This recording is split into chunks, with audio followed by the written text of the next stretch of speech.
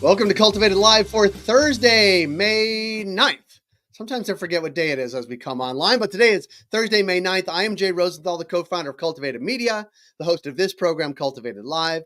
And since we launched Cultivated in November, our goal has been to be cannabis industry first, providing you with the most important, insightful, useful, and timely information in a couple of different ways. First, we do it through our daily newsletter at Cultivated Daily. We do it through this daily live stream, Cultivated Live. We do it on LinkedIn. We do it on YouTube and through our newsletter. So how to find all those things is in the show notes below. And on Thursdays, we're going to be joined in a moment by Krista Raymer. She is the founder and CEO of Vetrina, the foremost cannabis retail consultancy in North America. I even see her backstage. Hey, Krista. We'll bring her on in a moment. But first, here is what's driving the cannabis news today. There are going to be padlocks in New York City. There are about 2,800 across the city, with seemingly more cropping up every day. These are bodegas selling cannabis. This, according to our Brooklyn-based editor-in-chief, Jeremy Burke. Now, they're the result of overly burdensome regulations, lethargic licensing process, and what many industry insiders see as too high taxes for legal shops that leave them unable to compete with those that are breaking the law. Now, the state is trying to dole out more licenses and do it quickly, but enforcement has so far been slow, as many shops are raided and then opened within days. Now, the state provided more enforcement mechanisms in the new state budget, which allows authorities to close shops for up to a year while the case works its way through the courts. And Governor Kathy Hochul has ordered a top-down review of the Office of Cannabis Management, the chief regulatory agency. Here's what's happening now, and here's what is new. Enforcement, at least in New York City, will have more teeth. Mayor Eric Adams on Tuesday announced the new Operation Padlock to Protect initiative, which will padlock shops selling illicit cannabis based on the rules set out in the state's new budget. Now, the New York Police Department has already served 20 warrants, and Adams said the operation will ramp up in the coming weeks. Here's what he said. Today, our administration is delivering on a promise to shut down unlicensed smoke and cannabis shops, protect our young people, and ensure that the future of legal cannabis burns bright in New York City. Legal cannabis remains the right choice for our city, but to those who choose to break the law, we will shut you down. So some strong words from New York City Mayor Eric Adams. Here's what else. A new report from Cannabis Business Times finds that there are 59 senators who would likely support the Safer Banking Act, of course, the cannabis banking bill. Now, that's good news, but not good enough because it's one short of the 60-vote filibuster threshold. The report outlines the stance of each senator on safer banking, so it is worth a full read. You can find it at cultivated.news.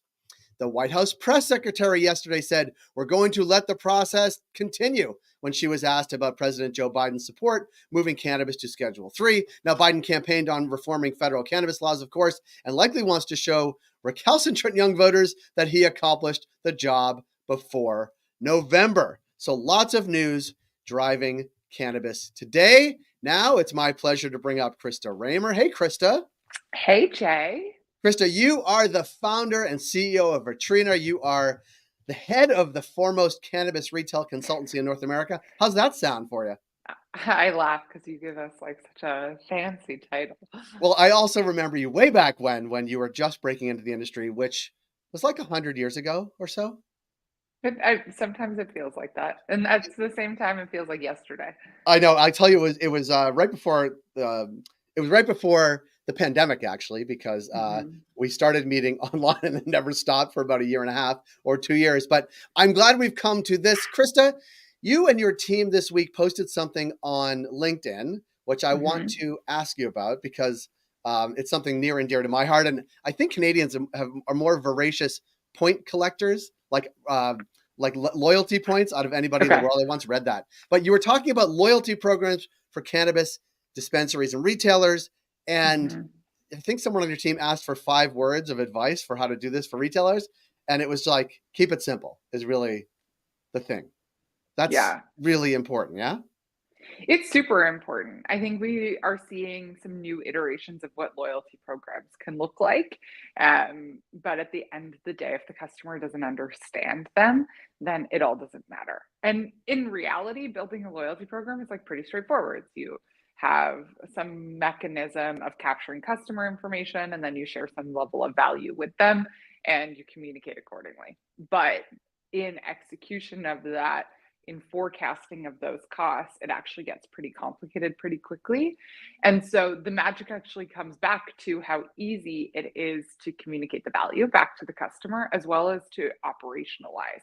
And I would say that when we have conversations in the industry, most people are looking at examples like airline examples, or even companies like Sephora, which are really great, Starbucks also. But they can forget what the complexity of the information that went into building those programs looks like. And on the front, it looks so simple and easy to execute, but that's because they've made it so easy that grandma can understand it. And I would say, yes, of course, they put tons of money behind it. They also have Yeah. they start really with a loyal base that needs to shop there or wants to shop there. They are integrating online and real world, which is another layer of challenge that they do quite Yes. well.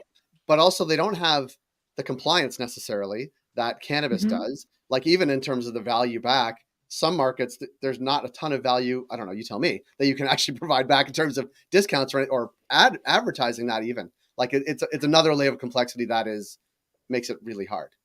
Well, I think it comes down to what's the definition of value. Right. To your point, like in some markets, say for example, Canada, it's very difficult to offer like free products. I put free in quotations because in most markets it's very difficult to offer free product, but Canada is a great example of that. Also, like areas like New Jersey, there are certain limitations, Massachusetts.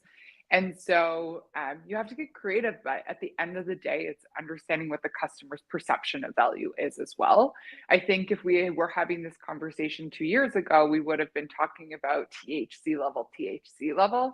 And I'm not sure if that has gone away or if it's just become normalized and accepted within the industry.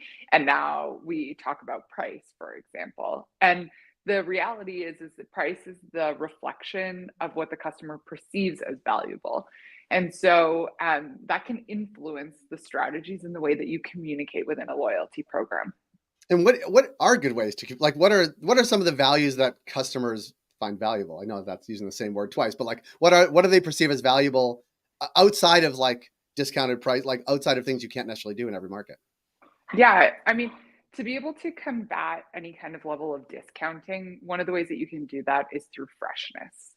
And so a loyalty program is actually a really great tool to be able to communicate freshness to the customer, so newness, as well as some level of exclusivity. We all want to be able to get access to something before potentially other people. And so there are things like brand partnerships, special seasonal based products that can be dropped to customers at certain times. So it's about thinking about the loyalty program as a way to communicate with the customer first, as opposed to being like about points and giving discounts. It's like, what are we utilizing this program to do? And then how is it going to help us achieve those things? So newness and freshness, big, big part of it. I think as a general bias, when we usually are speaking with retailers, there's a hesitation because it's like, I don't want to receive like 2 text messages or 2 emails a week from anybody.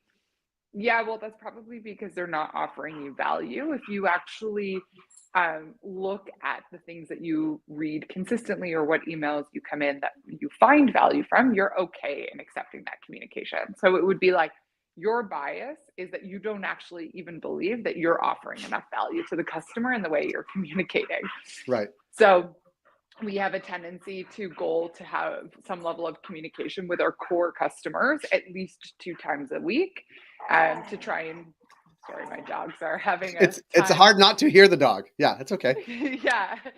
And at least 2 times a week, as well as try and goal really that you're creating some level of like 7 to 11 touch points in a month.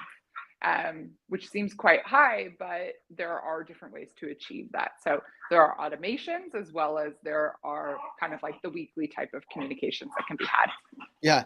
Let's go back to some real world examples, not even non-cannabis. Like what does Sephora do well? What does Starbucks do well that is applicable to cannabis? Is it, aside from pricing, but like I know teenage girls feel like they are part of like a Sephora club.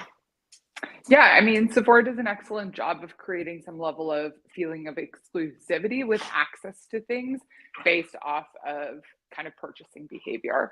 And they do it in a way that is so simple and clear to understand, that most people understand where they are within their program.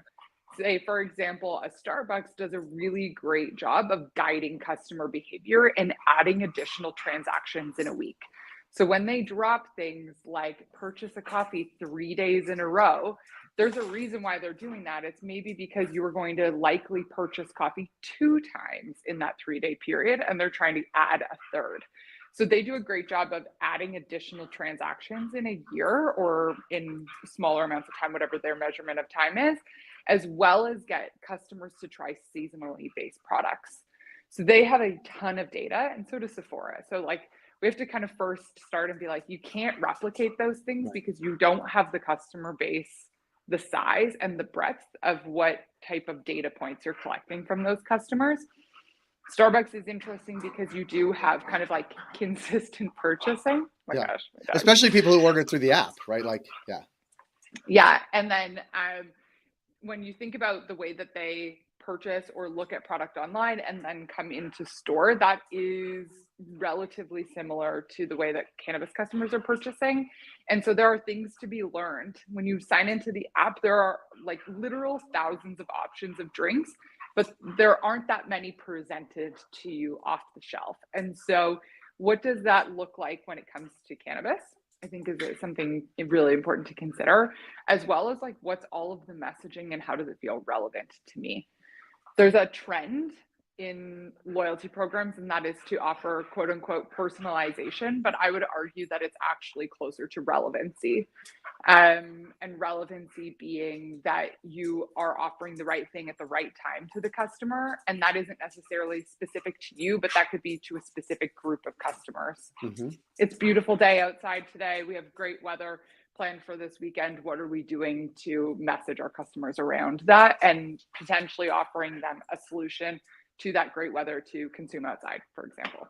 Yeah, it makes sense. And I do learn a lot from obviously what you write on LinkedIn, but also the rest of your team. I'm going to encourage everybody to find Vetrina on LinkedIn, find the people that work for Vetrina and follow them too, because it doesn't, of course, it always comes from Vetrina, but also there's lots of good conversations from the team and what those posts actually lead to. It's not free consulting, but you will learn a lot from actually reading it. And hopefully you've learned a lot from having Krista on here on Thursdays as well, because we like to have her on so I can become smarter and hopefully folks can become smarter along with me. I was telling you I was in NECAN in Maryland and Baltimore last weekend, and I find myself talking about cannabis retail as if I'm like a Vetrina Group acolyte. People are like, we should get you a t-shirt. You can be like a Vetrina.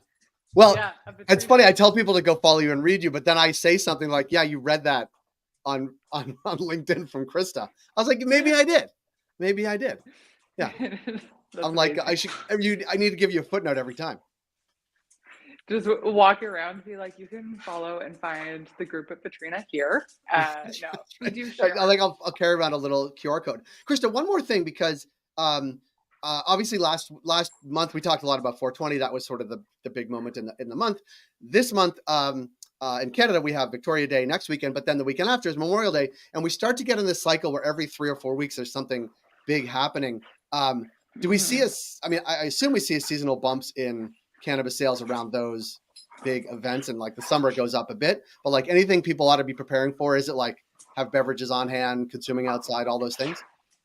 Shareable products have a tendency to over-index in these like summer months compared to potentially winter months. So a lot of the same trends around what products sold maybe around Super Bowl have a tendency to kind of like repeat themselves. So edibles, pre-rolls, vapes are a great option for outdoor consumption. So they have a tendency to perform quite well over the summer as well. So double check your assortments within those. And then the other thing to consider as we go into the summer is there's a lot of one-time or first-time purchasing that happens. And it's because of people moving around. So going to a cottage, going to spend time with friends, that kind of thing. I think very impactful when we get into any region that experiences snow. So if you experience snow in your area, pay super close attention to the number of one-time transactions that happen really between June and the beginning of September. And it might be that you don't see those customers for a full year. Maybe they have a ritual around that they always go on vacation in a certain area over the summer, or their kids go to a camp somewhere specific. And so take a look at your historical data. Is there an opportunity there? Is there an opportunity to get them into the store multiple times while they're potentially on vacation? But we are about to hit the months where you get the most number of one-time transactions. Yeah, let's get them back in store one more time throughout the year. That's a good goal. See, I learned from Yeah, Krista. just one more transaction. Just one more transaction. It would be an 100% jump. Krista, Yeah. as always, thank you so much for joining us here today. We're going to wrap up Cultivated Live. That's it for today. Thank you all for joining us. I'll be back here tomorrow, which is Friday at 10 a.m. Eastern. I guess it's 7 a.m. Pacific. Find us, find our newsletter, find all the things we do at cultivated.news. Find us on LinkedIn, smash the subscribe button on YouTube. Krista, thank you again for joining us. As always, learned a lot. And today is a perfect day to buy cannabis at your local dispensary. Make that one more trip. Make it today. Right, Krista? Just one transaction. Just go meet your local manager. That's right. There you go. See? Ask some questions. Ask some questions. Thanks, Jack.